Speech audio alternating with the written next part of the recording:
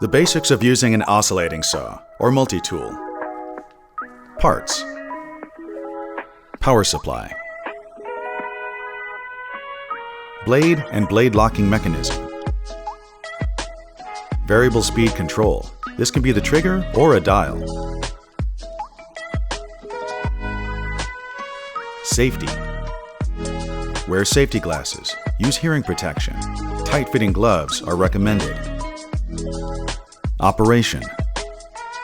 Disconnect the power before making any adjustments.